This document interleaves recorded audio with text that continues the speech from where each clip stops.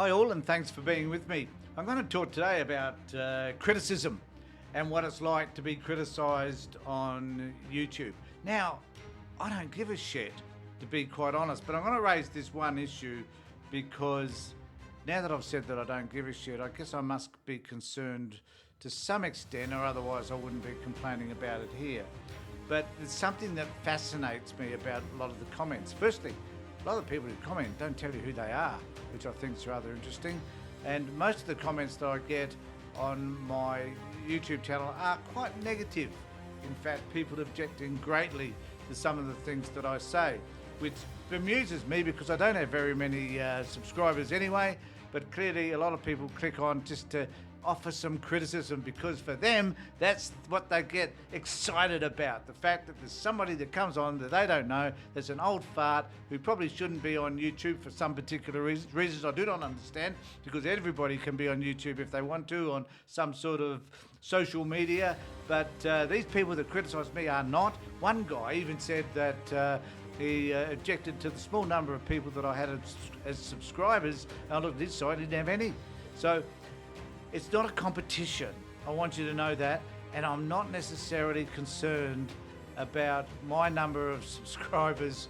As I've said 1,000 times, I do this because it's an opportunity for me to talk about issues that are important to me. If you're not interested in them, don't watch my videos. It's that simple. I don't give a shit. So if you want to criticize me, fine. I don't object to you criticising me. I do object to you criticising me without understanding one iota as to who I am. And it's those people, if you don't wish to know anything about me, that's fine, I guess, but don't make statements about me that you do not understand. And there's one particular bloke who made a comment about me which I thought was reasonable, but I do object to the way he tried to define me. Now, this is clearly from someone who knows zero about who I am. And one of the things I do want to say is that particularly I've spent the last 30 years justifying myself to a whole range of people as a social worker, the people that I work with, the people that I work for, my clients, organisations, the child protection system in particular, because that's where a lot of my work was focused, my colleagues within the child protection system who disagree with a lot of what I did. I've had to just, the courts, laws, going into as a witness for clients, whole host of things. I've spent 30 years justifying myself to all of these people. Now that I'm retired, fuck it. I don't have to justify myself to anything and anybody, and I'm certainly not going to justify myself to people that are commenting on YouTube. But I want to let you know that some of the comments they make are really bizarre. I'm just going to cite one of them for you. I haven't got this guy's name up here because I do respect your privacy, whoever you might be. And this is one particular response that I had. So this guy is offering me a tip, which I really appreciate. Any ideas that you have are often very helpful. And there are some people though who do respond and who do give a critique that is helpful, that is an idea that I hadn't thought of, right? Now I want you to remember, people, that these are my ideas, these are my opinions, they're things that you may disagree with, and that's fine. Let me know what there is specifically that you might disagree with. But don't do what this guy did, which is said, here's the tiptoe. So this guy is saying to me, I'm the expert here, and I'm giving you some advice. Now, I don't even know who this guy is.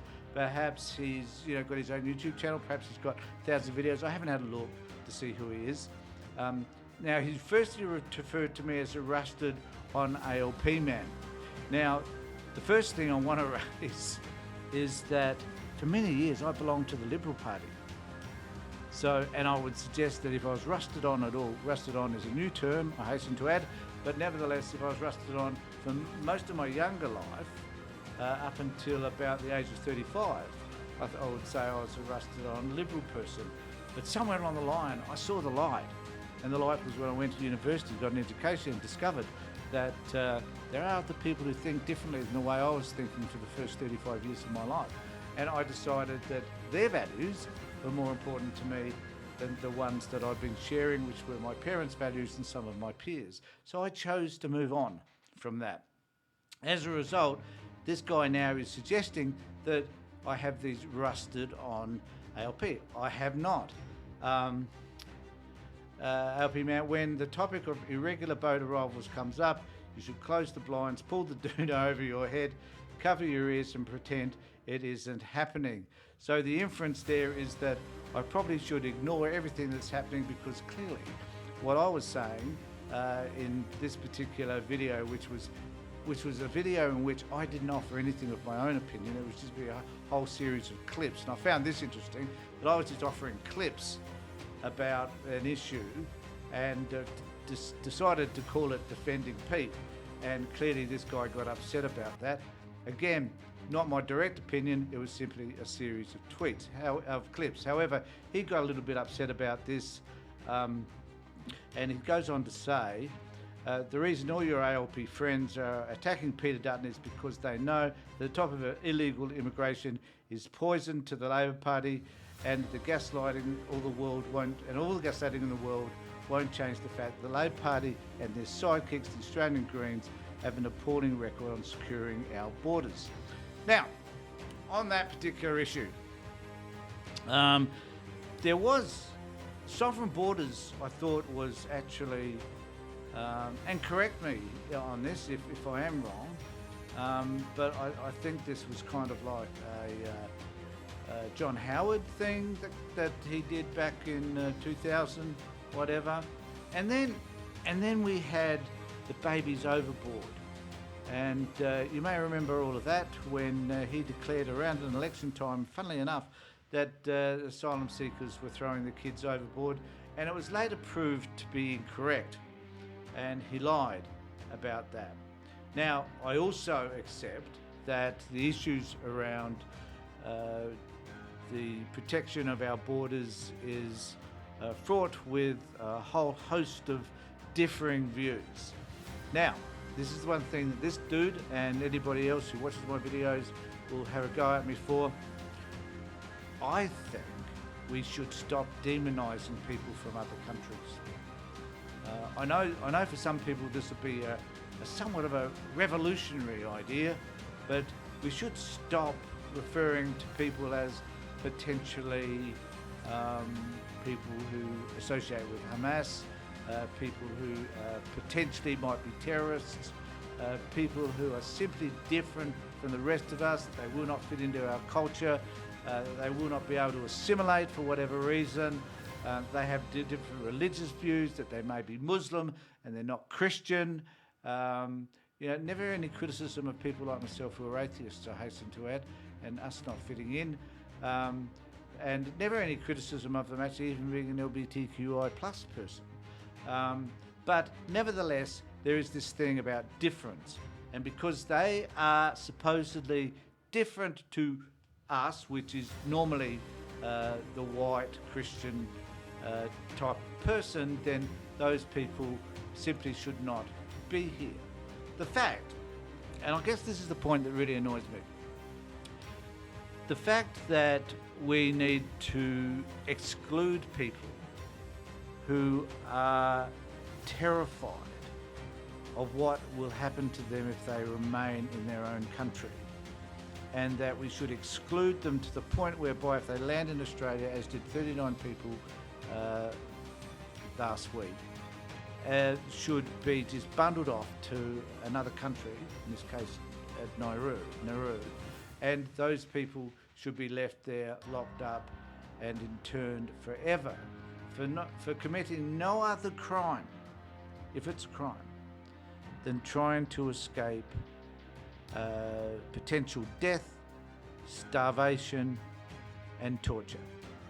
And we as a nation should ignore all of that, because to us that doesn't matter. What is of greater concern to us is that of those thousands of people that want to come here, one or two of them may be, may not be, potentially could be but may not be a terrorist. And so therefore we should exclude the whole lot of them because of that particular reason. And I find it horrific to be able to say that the reason why we must send people to another country and lock them up is simply because they are different to us. Now, I would like to suggest that any male who abuses a woman, or particularly a male who abuses somebody else, and particularly I guess I'm talking around family violence, that perhaps those people should be sent to Nauru. Perhaps anybody who is charged with pedophilia should also be sent to Nauru. Anybody, absolutely anybody who commits an horrific crime should be sent out of the country and be told never to return. Maybe that would be a better way of dealing with this problem of people coming to this country and erupting or corrupting our environment, our community. So we should perhaps find different ways to deal with all of those people, as opposed to incarcerating those who are trying to escape horrific situations. So it's something to be thought about. And look, this guy who I mentioned earlier, he suggests that I don't have enough information and I don't have enough argument. I'm letting people know now that this is an opinion piece. I simply give my opinion. I'm not suggesting for a moment that I am right. I'm not. Most times, in fact, there's probably shades of grey in there, and I'm certainly not right. And I'm happy and delighted to hear from people who have got counter arguments that make sense, that aren't just having this shot at me because I sit on the other side of politics to them. In fact, I would celebrate other views that are different to my own, but which make sense and are rationally argued. So let me know what you think about all of that. Subscribe to my channel, ring the bell, all that sort of stuff if you want to, but get in contact with me. Have a chat. I'm not saying don't contact me and don't chat with me. I do look at the comments sections. They all get sent to my email address anyway. So let me know what you think. But I think it's best if you try, and if you want to know more about what I want, make an inquiry. Don't tell me that you're going to give me a tip because you know better than I do. In some areas you may, but in a lot of areas you may not. And I want to know, these people that want to engage with me, this fascinates me. So those people that want to engage with me in a discussion don't want a discussion at all. They just want to criticise me, or they want to offer a critique of me. They don't want to hear a counter argument, and they're not actually interested in what I have to say. And if you're one of those persons, fuck off, because I don't really care.